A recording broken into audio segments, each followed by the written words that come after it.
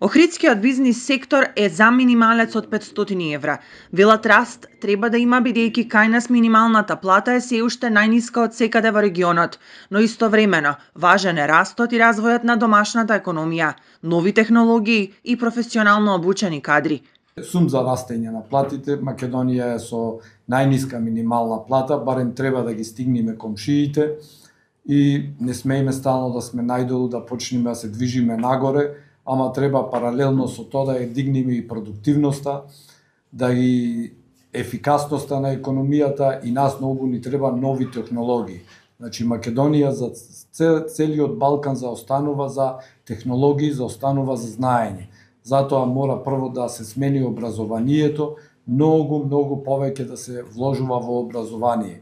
Кога ќе се дигне нивото на образование, стручни кадри, знаеме дека многу кадарни замина надвор и сега мораме повторно да го створиме, а платите мислам дека мора да растат.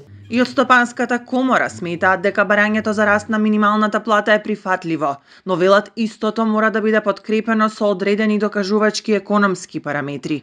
Не се работодавачите, односно бизнисмените, бидејќи ние сме представници на работниците и на менаџерите и на сопствениците на компаниите, не се против покачувањето на минималната плата, него да биде таа ставена во функција на некакви докажувачки параметри кои што можат било на каков начин да допринесат и да не мотивираат сите да бидат што повисоки, затоа што со тоа се зголемува и потрошувачката, со тоа се зголемува и обртот на компаниите, а со тоа се зголемува и нивниот профит. Според пресметките на ССМ, граѓаните ниту со 2,5 минимални плати не можат да ги покријат трошоците за живот.